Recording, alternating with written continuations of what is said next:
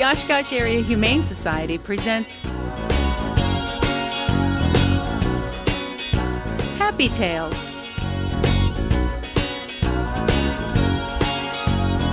Brought to you by the following local underwriters: Lakeside Animal Hospital, 235-5040.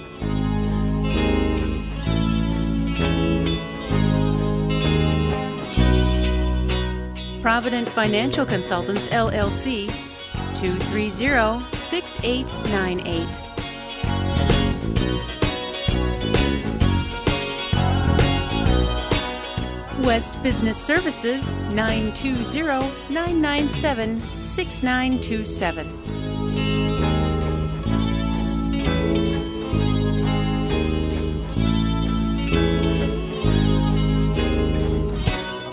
Hi, welcome to Happy Tales. I'm Joni Geiger from the Oshkosh Area Humane Society, and this is... I'm Cheryl Rosenthal, the Communications Coordinator here at the Humane Society. And today we're going to be talking about introducing a new cat into your household and the things that you might want to be thinking about before you bring a new kitty in and how to make a good match. Right. And Cheryl, one of the first things that we want to talk about is why do people want to get a cat? So let's discuss that a little bit and talk about...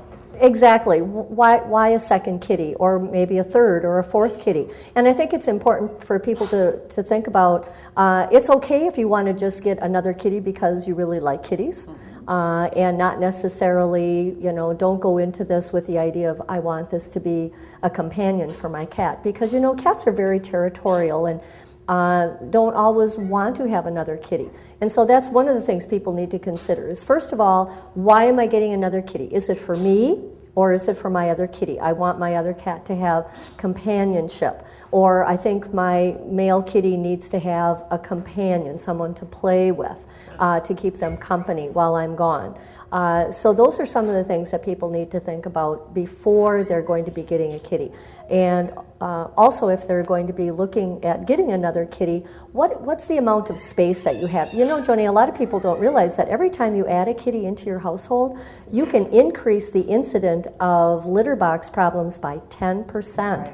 So if you have 4 kitties in your home, you have a 40% of having a litter box issue. And it isn't because the kitties are doing anything wrong, it's just that sometimes we forget that cats need multiple areas to use as their bathroom. Sure. They need multiple feeding stations and multiple places where they can get high or low. Again, it all relates to territory. So those are things that people may want to consider before they're going to get getting another kitty. This is really something people really need to think about. It shouldn't be an impulse decision. Unfortunately, sometimes we see that. And that's one of the things that we do here at the Humane Society with our adoption counselors is the matchmaking program. It's very, very important that, when we're working with a client or a prospective adopter, that we ask a lot of questions about what they have in their household as far as the existing kitty or kitties.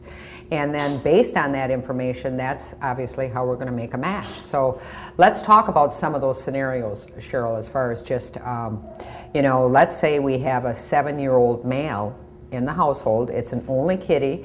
It's very social with people, but it's never lived with another cat. What do you think as an adoption counselor that we would want to talk about as far as recommendations? Okay, one of the things that I would look at is, first of all, boys are boys and girls are girls, and they play differently, just like human children play differently. Kittens and cats play differently. Boys, cats naturally have a wider territory, kind of an overlapping, and sometimes they can be a little bit more outgoing. And can sometimes be more accepting of changes in their environment. Females, on the other hand, have a tendency to be more territorial, have smaller areas, and maybe aren't always as welcoming to somebody into their territory. Now, that doesn't mean that bringing in another kitty wouldn't work, but with a 7-year-old kitty, look at it from the cat's point of view. I've been living in this home for 7 years. I've been an only kitty, top dog, so to speak, right. And now they want to bring in another cat. And so you may want to look for not necessarily a kitten, but maybe an older adult. Now, when I say older, 7 is not old for a cat. People need to remember that cats are living 18 to 20 years now. And so maybe a 4-year-old male or a 5-year-old male kitty, and somebody who's maybe more laid back and that has been with other cats, or maybe a really gentle, female.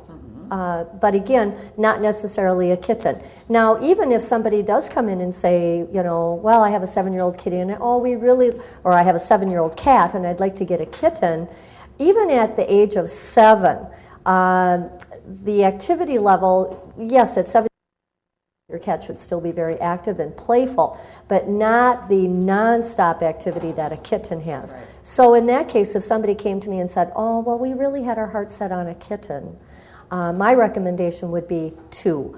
And here again, people may think, oh, well, if you have 2 kittens, you're going to have twice as much trouble. Not necessarily. Kittens are apt to spend more time playing with each other rather than, oh, gee, I wonder what's under here, or I wonder where this is, or what that is. And sometimes they can get into more mischief that way. And also because they don't have a cat more of their energy level to play with, they may be more of a bother to the older kitty. Right. And that type of situation where the little kitten wants to play all the time, sure, and the older cat is like, oh, please, just leave me alone. Right. And the antics of kittens are adorable, but not 24/7 when you're a 7-year-old right. cat. And I think that's important to remember, obviously, if you're looking at a 7-year-old cat and you want to bring a kitten in, that kitten is going to want to engage and play. That's just natural kitty behavior. So the fact that you would consider 2 is very, very important. I think the other thing, too, to think about is just that we just had someone step on a cattail here. We're filming in the cat room, that's why all this action's going on around us. But I think the important thing to remember is that with 2 kittens, they're going to engage with each other, they're going to have a lot more fun. But I think personality-wise too, people need to realize that personality does not fully develop until a kitten is at least 6 months of age and then up to a year. People will come in and they'll look at an 8-week-old kitty or maybe a 3-month-old kitty, and it's affectionate and loving and purring and doing all those kinds of things. And then as an adult, it doesn't necessarily match that personality, and that is because, again, that personality has not been fully developed. So do you agree with that, Cheryl? Exactly. Socialization has a lot to do with it, and just like humans have a variety of personalities, so do cats. And maybe things that you liked as a child are not things that you like as an adult. And you may have a kitty that when you first get it, it's very affectionate, or maybe it's in the colder weather and it really likes to be on your lap. And then as that cat gets older, it develops into a more independent type personality. And here again, we have no way of predicting what their personality is going to be. Right. And so that's why oftentimes if people have established animals in their household, we may make the recommendation to look at an older animal. Right. Even a cat that's a year old, we have a better idea as to whether that kitty is going to be a lap sitter, if they become very easily stimulated, or this is a kitty that plays really nice, really enjoys the company of other cats. You can notice more of those things. Sure. I think, again, as an adult, people need to understand when they come into the shelter here, and they can visit with a lot of different cats. I mean, the reason the community rooms work so well is because they can sit down just like we're doing now, and of course this is what you get. But with an adult cat in these community rooms, very often what you see and what you interact with is what you get. So that personality stays fairly true when you bring it home. So that's a nice thing about choosing an adult over a kitten. Not that, and everybody loves kittens, but obviously we encourage the adults as well.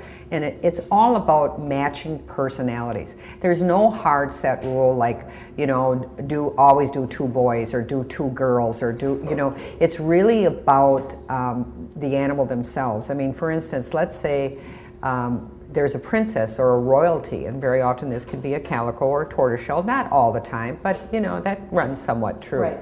As far as that royalty personality. Now, what would you recommend if someone has that type of cat at home, Cheryl? What would you think would be a good match for something like that? For a royalty type kitty? Here again, I would look for either a laid back male kitty, or maybe a very submissive, laid-back female. Right. But in the case of if somebody has a tortoiseshell or a calico kitty, or even, and so that people know where we're coming from, tortoiseshells and calicos and Siamese, it doesn't mean that they're aggressive or that they don't like other. They just have more assertive personalities. Right. They just aren't as willing to let somebody into their territory, or they would if they can be the queen. You know, everything is my way or the highway type thing.